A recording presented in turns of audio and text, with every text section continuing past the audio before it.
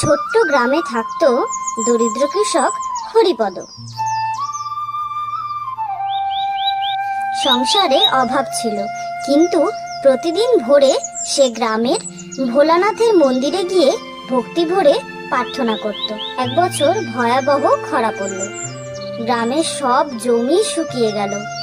সবাই আশা ছেড়ে দিল। কিন্তু হরিপদ প্রতিদিন ঠাকুরকে বলতো, হে ঠাকুর, আমি পরিশ্রম করব, তুমি শুধু আশীর্বাদ রেখো।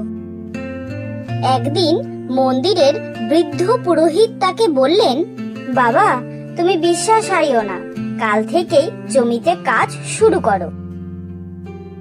গ্রামের সবাই তাকে নিয়ে হাসাহাসি করলো, কিন্তু হরিপদ ঠাকুরের নাম নিয়ে মাঠে নেমে পড়ল। সেদিন সন্ধ্যায় আকাশে কালো মেঘ জমল, রাতে প্রবল বৃষ্টি হলো। কয়েকদিনের মধ্যেই শুকিয়ে যাওয়া জমি সোনালী ধানে ভরে উঠল।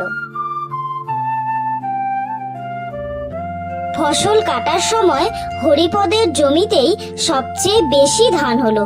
সে নিজের পরিবারের পাশাপাশি গ্রামের গরিব মানুষদেরও সাহায্য করলো। মন্দিরে গিয়ে সে শুধু বলল, ঠাকুর, তুমি শুধু ফসল নয়, মানুষের প্রতি বিশ্বাসও ফিরিয়ে দিয়েছো।